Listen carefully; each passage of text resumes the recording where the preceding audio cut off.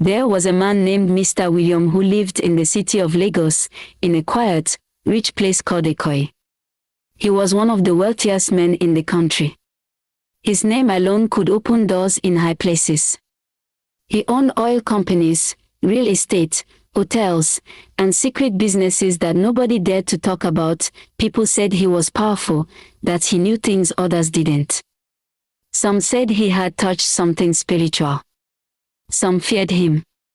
Others respected him. He lived in a huge white mansion with gold gates, long driveways, and silent workers. But even with all his riches, he had one big problem: he had no son. Years ago, he had married a beautiful woman named Mary. She was calm, wise, and full of grace. She gave birth to 2 daughters, Grace and Joy. Grace, the first daughter, was bold and fearless. Joy was soft and quiet, with a deep mind, but one night, everything changed. Mary died suddenly in her sleep. That evening, she had laughed and eaten with the family. She kissed her daughters goodnight. She went to bed wearing her favorite white wrapper. By morning, she was cold. Still. Gone. No one knew what killed her. Doctors said her heart stopped. But Mr. William believed something else. She had no sickness.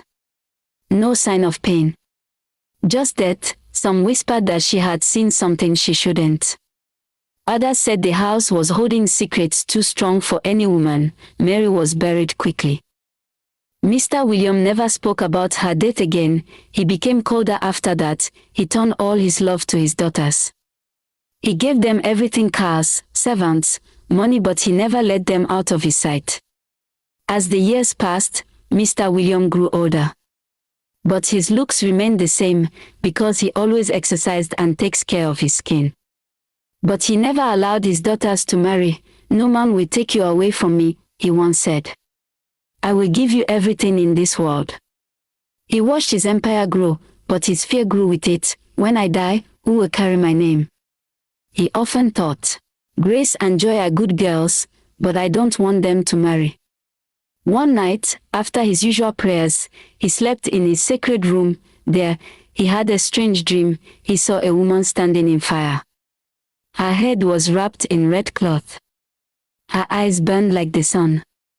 Her face was serious. She pointed at him and said, "Your name will die if your seed leaves your blood. Let it return home. Let it stay within." Then she disappeared. He woke up sweating. His hands were shaking. The next day, he traveled to Ijibu to meet an old priest. The man was over 90 years old, blind in one eye. After listening to the dream, the old man said, "The crown must stay in the house. Only your blood can carry your power. Let the root plant its own fruit."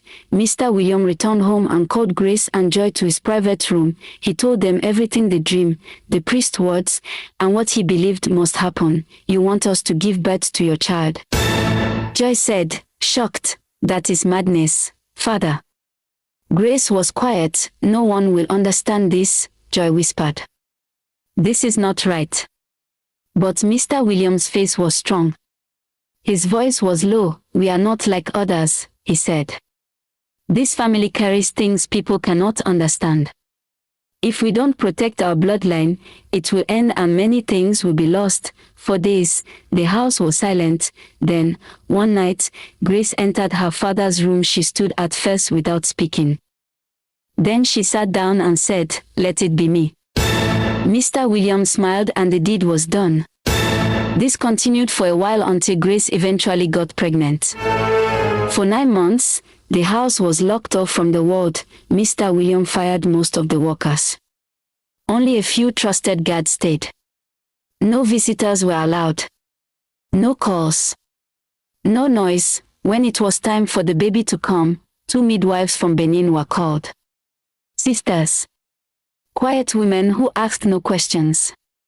They were known for handling private births for high people. That night, the sky was strange.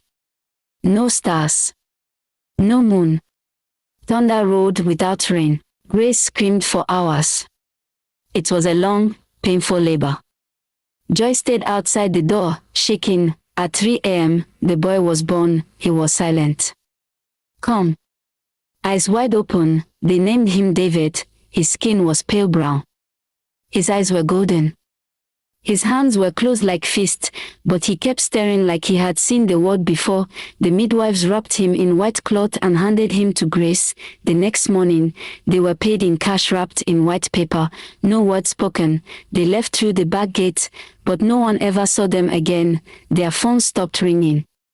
Their houses were empty. People who knew them said they vanished that night. Like they were erased from the world. David grew fast. He walked at 7 months. He spoke clearly by his first birthday. By age 2, he could read signs and books. He asked questions no child should ask. Who is my mother? Why do I live here but never go out? Why do I look like Grandpa? Sometimes, Grace would cry silently when he asked. Joy became distant. She didn't speak much anymore. She watched David with fear. Mr. William, on the other hand, was proud. He taught David the old ways, words written in dusty books, symbols on walls, and the secret rules of the family. But something else was happening. David would wake up at night and talk to someone no one could see. He would say things like, "She said she misses you, Mama Grace. She said the firewoman is coming again." One day, he entered the sacred room and pointed at the wooden staff behind glass. "This belongs to me," he said. "She told me to take it when the time comes." No one had ever told him about that staff. It was his great-grandfather's. The one who built the empire. Time passed, but the mansion never returned to normal. Even after baby David turned 4, no one was allowed into the house. Workers came and went quickly. No one spoke too much. There were no visitors, no parties, no celebrations, only silence and wealth. Mr. William, now grayer and quieter, became even more attached to David. He refused to let the boy attend school. Instead, private tutors came at night, staying only a few hours before being dismissed without pay if they asked too many questions. David rarely laughed. He rarely cried. His favorite room was the one no one entered, the old prayer room with the fire marks on the walls. Meanwhile, Joy changed completely. She was no longer the soft and smiling daughter. Her eyes were tired. Her voice trembled sometimes. She had nightmares. She often woke up screaming the same words. She said, "I didn't stop it." She said, "I let it happen." Grace was too tired to argue anymore. She spent her days caring for David and her nights crying into her pillow. But Joy was growing desperate. The weight of the secret was too heavy. She decided to speak. There was one person Joy trusted, an old childhood friend named Michael. They grew up together before Mr. William cut the family off from outsiders. Michael had become a journalist, working quietly for a small online news site. He was kind, curious, and had always cared about Joy. One morning, when Mr. William was away at a private business meeting, Joy called Michael using an old phone she had hidden for years. "Please come," she said. "I need to tell you everything.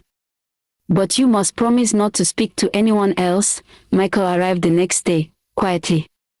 He didn't use the front gate. He entered through the side. Past the broken fence near the gardener's quarters, Joy led him to the old library, the only room without cameras. For 2 full hours, she told him everything. The dream Mr. William had, the old priest warning, Grace agreeing to carry her father's child, the birth of David, the midwives vanishing, and the strange things David had begun to say. Michael sat frozen, his notebook untouched. "Joy," he said finally, "do you know what this means? If what you're saying is true, then this is dark. This is criminal. This is spiritual. I don't want fame," she whispered. "I just want peace. I want to sleep again." Michael promised to help. He hugged her, told her to be strong, and left through the same back route. He never made it home. 3 days passed. Joy sent messages. No reply, she called. No answer. Then she saw the news. Young journalist Michael Adeyemi missing since Monday. Last seen near Bloodline Road. She dropped her phone. She didn't tell Grace. She didn't tell Mr. William, but that night, she locked her door and for the first time in years, she prayed out loud. That same night, Joy woke to a chill in the room. The air was heavy. The lights flickered, and there she was standing at the foot of the bed, Mary. Her mother, but she looked different. Her skin was pale, and her eyes looked tired but full of fire. "Mommy." Joy whispered, trembling. Mary didn't speak at first. She walked forward slowly, her hands by her sides. "You should have stopped it, Joy," she said. "I tried." Joy cried. "I was scared. He brought fire into this house. And now the boy carries it." "What boy?" Joy asked. "David." Mary nodded. "He is more than a child. He is a door." Joy asked, "A door to what?" But Mary was already fading. Her last words were barely a whisper. "Protect your sister. The house is cracking." Joy woke up the next morning drenched in sweat. Her door had been locked from inside, but the floor had wet footprints leading from the bed to the window. Later that week, a priest came to the compound. His name was Father Thomas, a calm, quiet man who had heard rumors. He claimed he was simply checking in on old families in the neighborhood, but Joy noticed something. When he saw David from a distance, he crossed himself 3 times, not once. That night, he asked to pray inside the house. Mr. William agreed. But only in the living room. As Father Thomas began to pray, the lights flickered. David, sitting on the staircase, suddenly stood up. He walked down slowly, barefoot, staring at the priest. "You brought fire with you," David said. The priest stopped. "What did you say, my child?" David looked at him and whispered, "She doesn't like you." Then he walked away. Father Thomas cut the prayers short. That evening, he left and did not return, but he sent a message to Joy the next day. "The boy is not just a boy. And something sleeps beneath that house. Be careful." The case of Michael's disappearance didn't fade away. A young officer named Inspector Yinka became obsessed with the case. He had seen Michael's reports before, and something about his last location felt strange. He tracked Michael's final phone ping. It led him to the edge of the William estate. He knocked. He asked questions. The guards gave cold, practiced answers. But Yinka was not a man who gave up. He started digging into the William family old records, land deeds, the death certificate of Mary, and even the files on the midwives who vanished. One night, he received an anonymous envelope. Inside, photos of the 2 midwives, a note, "Last seen entering the William house." Never came out. Yinka's blood ran cold. He swore to himself, "I will find the truth about that house even if it kills me." The mansion lay in complete silence. The chandeliers didn't sway, the air was stiff, and not even the rats in the basement dared to scratch at the floorboards.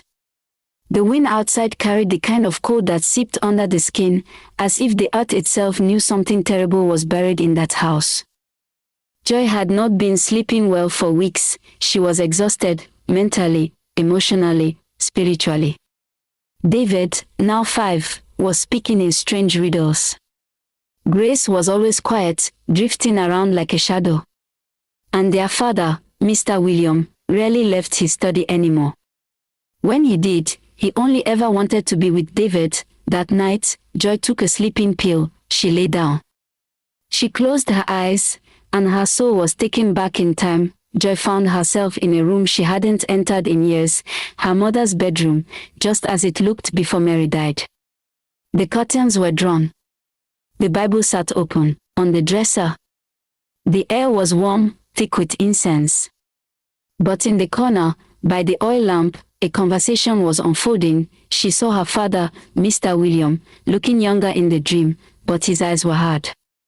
Cold. Her mother, Mary, stood opposite him, her hands clenched in defiance. They didn't know Joy was there. It was as if she was invisible, just a witness to a moment she was never meant to see. "You know what must be done," William said calmly. "No," Mary replied. "You've crossed the line, William. Our name is dying, Mary. I've waited for a son for years. The ancestors have spoken clearly. Our daughters will never marry. They will bear handsome sons for me. That is the solution." Mary stepped back in horror. you want to use Grace. Or Joy. She spat. You want to make them mothers of your own son. It is not unnatural, he replied, eyes glowing faintly. It is divine. What we carry is sacred. If they agree willingly, the line continues. The boy will not be ordinary. You're sick, Mary whispered. This is not from God. This is something else. It is from the ancestors, no. They want me too. She screamed. They want me in my dreams. You've gone too far. William's face twitched. So you won't stand with me? I will protect my girls. Even if it means standing against you. And then he raised his hand. Joy saw it clearly, the strange red and black beads wrapped around his wrist. A flicker of blue flame danced in his palm. Mary gasped, you wouldn't. He whispered something in an ancient tongue. Suddenly, the room shook. Mary clutched her chest. Stop. William. Please. But he didn't stop. She fell to the floor, gasping. Her body shook once. Then went still. He stood over her, his voice calm. You will not stop what is already written. Joy woke up screaming. She sat upright in her bed, her skin covered in sweat, breathing like she had just run for miles. Her heart was pounding, her pillow was soaked. She clutched her chest. It was just a dream. But was it? The details had been too real, the room. The tone of voice. The look in Mary's eyes. The flames.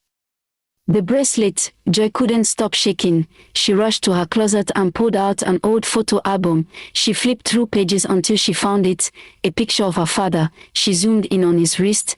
There it was, the red and black bracelet. The same one in the dream. She dropped the album. Her breath caught in her throat. It wasn't a dream, she whispered. It was memory. Her father had murdered their mother not with poison, not with hands, but with power, spiritual power, to clear the way for the plan, to make room for Grace, to bring David into the world. Joy didn't tell Grace. Not yet, but something in her had changed. Her fear had hardened into quiet determination. That same night, she went to the old study room, her mother's favorite place, and began tearing through old drawers and bookshelves, looking for anything that could explain what she had seen. Behind a loose wooden panel in the wall, she found a thin leather-bound book. The pages were filled with Mary's handwriting. The first entry stopped her heart. I fear for what William is becoming. He speaks with spirits now. Says they have chosen Grace for a holy task. I've tried to tell the girls nothing. But I hear the voices at night. Joy read every page. She wept. She screamed. She nearly threw the book in the fire. But she didn't. She knew now. Everything that had happened was planned. Everything Mary feared had come true. The air in the mansion had shifted. David had grown eerily quiet, not in the way children sometimes are, but in a way that felt intentional. He no longer played. He no longer laughed. He would sit at the dining table for hours, holding colored pencils, scribbling on paper like something was guiding his hands. At first, Grace thought it was just childhood imagination, until she saw what he drew. The first drawing was a picture of a woman on the floor. Her hands were raised in fear. A tall man stood over her, hand glowing red. And floating above them was a strange shape, and inside a triangle, with smoke pouring out of it. Grace dropped the paper. David, what is this? It's Grandma, he replied softly, not looking up, when Grandpa made her sleep. Grace's throat tightened. Who told you that? He shrugged. She did. She talks to me. She said I drew it well. Grace locked herself in her room for hours that night.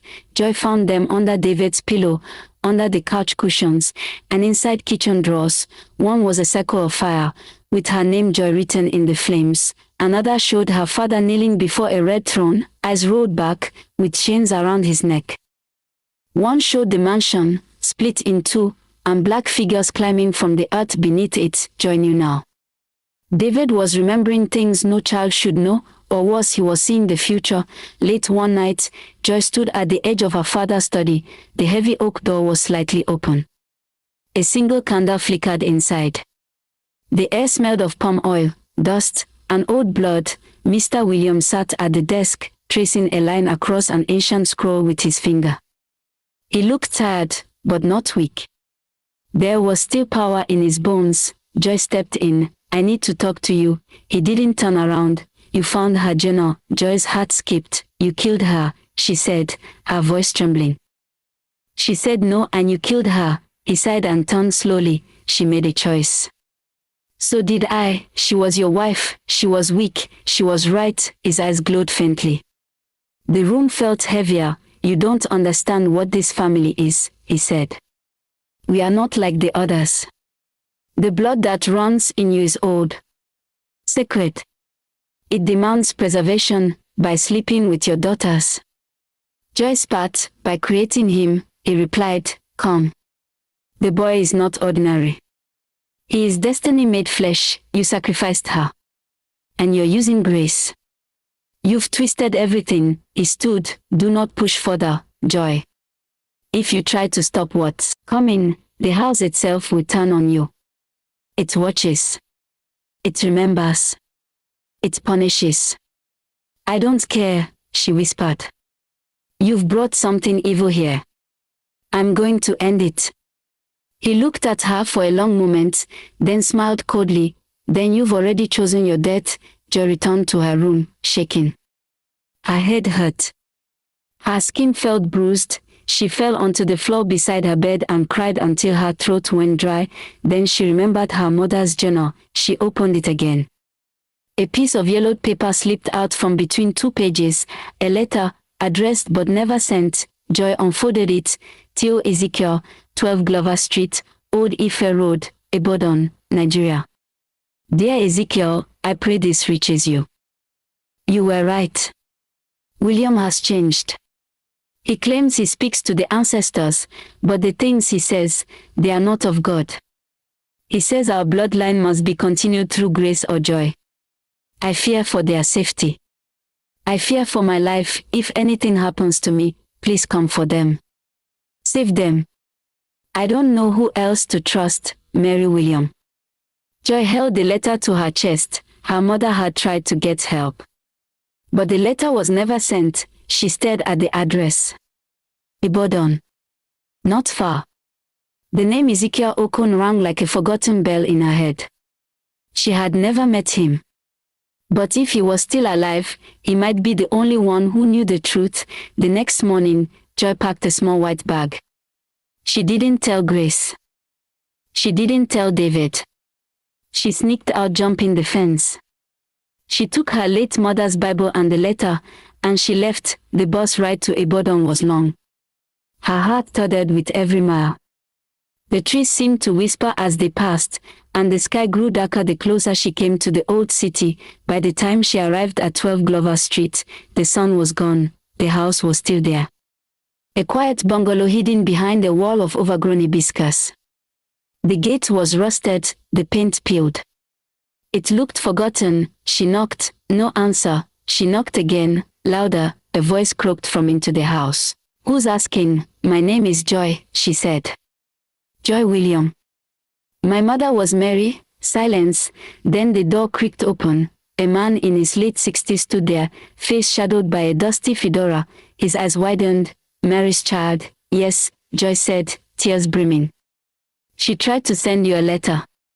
She needed your help. Ezekiel stepped back slowly. Then it's true, he whispered. The ritual was completed. You knew. I warned her. I warned him. That boy should never have been born. Please come inside. The dusty house smelled of old wood, dried leaves, and something forgotten like memories trapped in cobwebs. Ezekiel led Joy inside slowly, the creak of the door echoing in the quiet. You should not have come here, Ezekiel said, his voice rough but tired. This world you are stepping into is darker than you can imagine. Joy looked at him. You knew what was happening to my family. He nodded slowly, eyes full of regret. I was part of the secret priesthood sworn to guard families like yours. Families with ancient bloodlines connected to the spirits of the land, chosen to carry the sacred power through generations. Joy's heart pounded. Why did you not stop him? Ezekiel closed his eyes. William was once our brother, a guardian. But greed and ambition poisoned him. He betrayed us all, sacrificed his wife, his honor, for power beyond any man's right. He turned to dark forces, yes. The blood he carries is not just blessing. It's a curse now. And David, the little boy, carries it the most. Joy swallowed hard. Is there a way to stop it? To save David, Ezekiel shuffled through piles of old papers and dusty relics, finally pulling out a heavy book bound in cracked leather, embossed with strange symbols that shimmered faintly in the low light. This is the Book of Power. It contains rituals, ancient knowledge, and ways to break spiritual bonds. He handed the book carefully to Joy. There is a ritual here that could sever David's connection to the dark bloodline. Joy opened the book. The pages were filled with strange drawings, strange words, and drawings of creatures half seen in shadows. Her fingers trembled. But there is a price, Ezekiel warned. What price? The ritual requires a sacrifice, one who loves the child most. It demands blood to balance the bond. Joy's mind raced. You mean someone has to die? Ezekiel nodded. It is not just the child's life that hangs in the balance. It is the life of the one who performs the ritual. Why would my mother write to you then? Because she knew what William was becoming. She hoped someone would stop him and save her daughters and her grandson. Joy's eyes filled with tears. I have to try, she said. Be careful. Ezekiel said, placing his hand on her shoulder. William's power is not just in this world. The house protects him. If you fail, it will consume you. Joy felt the weight of the book heavy in her hands, the words almost burning her skin. She had no choice. The secrets of the past were now her burden. The fight for her family's soul had only just begun. Joy stood at the edge of the long, winding road that led to the mansion. The rusted gates loomed before her like the entrance to a grave. She clutched the old leather-bound book to her chest. Her heart was heavy. She had returned not for peace, but for war. The mansion hadn't changed. The tall pillars, the decaying fountain, the oppressive silence, but Joy had changed. She walked through the gates like a ghost, her footsteps echoing across the empty compound. The servants no longer spoke. Many had left. Some disappeared. Those who remained looked away when they saw her. The shadows felt thicker, the air heavier. She entered the house. That night, Joy locked herself in the hidden storeroom underneath the mansion. She placed the book on a stone table lit by a single candle and opened it to the page Ezekiel had shown her, to sever the bloodline bound by spirit and flesh. It read, one must break the circle with blood born of love, not sin. She laid out the sacred tools, ashes from her mother's prayer shawl, a thread from David's favorite blanket, the crushed seeds of bitter kola, and finally, a drop of her own blood, freely offered. She walked in secret for days, preparing the circle. The house groaned above her, as if it felt her betrayal. Each night she heard strange noises, footsteps where there was no one, whispers in rooms she hadn't entered, cold winds that blew without open windows. One morning, David ran to her with a drawing. I drew you in a fire, he said with innocent eyes. Joy froze. The picture showed her inside a circle, flames around her, and above what looked like her mother's face, weeping. Did anyone tell you about that? She asked. No, David said. The dream drew it for me. He handed her another. It showed Mary, surrounded by shadowy figures, a man's hand reaching toward her with fire in his palm. A ring on the hand. A scar on the wrist. It was Mr. William. Joy's breath caught in her throat. It was true. The dream she'd had in Ibadan wasn't fantasy, it was memory passed to her in spirit. That night, Joy lay in bed and dreamed of her mother again. She saw Mary in the study, begging her husband not to go through with it. They are your daughters, William. Mary had cried. It is an abomination, but William, calm and cold, replied. You don't understand. The bloodline must continue. If the gods ask for a sacrifice, I will give it, Mary's scream echoed. Her body burned from within. The next morning, they buried her quietly. The world was told she died in her sleep. Joy awoke sobbing, trembling. The truth crushed her. Inspector Yinka's return. 3 days later, Inspector Yinka arrived. He stood at the door with a folder under his arm and concern written on his face. Grace greeted him nervously. "You shouldn't be here," she whispered. "My father doesn't like visitors." "I just need to see something," he replied. As he walked inside, the house seemed to exhale. Joy found him later in the study, opening a drawer she never knew existed. Inside, old photographs of ritual markings, the vanished midwives' names, and a hand-drawn version of the secret book. "You don't understand what you've stepped into," Joy said, stepping into the room. "Help me understand," Yinka replied. "No," she said softly, stepping close. "This house watches. My father will return soon. If he finds you, he won't let you leave. Please go," he hesitated. "Please go. And if I survive what's coming, I'll find you." He nodded, reluctantly, and slipped out the back gate. It was the last time she saw him. Joy lit the candles in the storeroom. She drew the symbols with chalk soaked in blood and herbs. The flame from the beeswax candles flickered as if unsure whether to stay lit or abandon her. David slept upstairs, unaware. Grace sat in her room, staring out the window, tears silently falling. The house held its breath. The great doors creaked. William stepped in, his eyes glowing faintly golden. "So," he said quietly, walking down the stairs. "The rebellious daughter returns." Joy stood inside the ritual circle. "It ends tonight," she said. "You think a book and candles can stop a bloodline anointed by the spirits of the earth? You murdered my mother." William smiled. "She was weak, and Grace.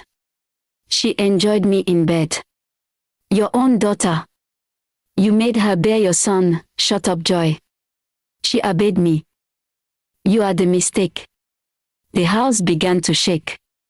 Windows shattered, the air turned black. "The sacrifice." Joy lit the final candle. "I give my blood freely," she whispered.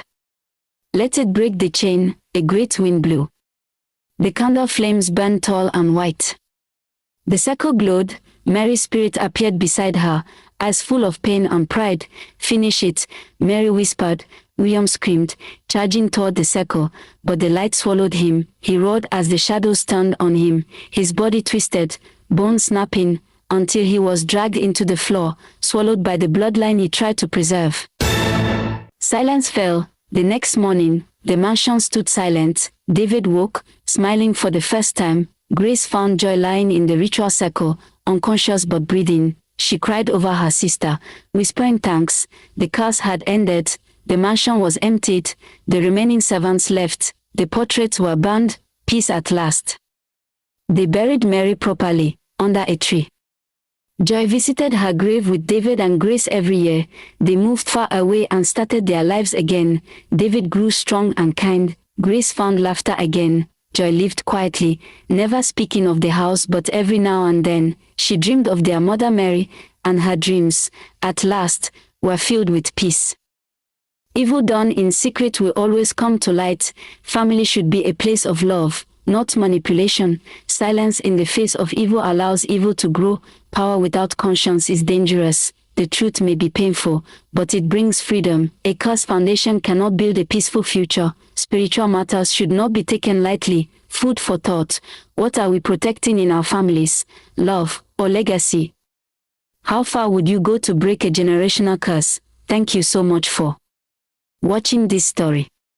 Please share your thoughts in the comment section.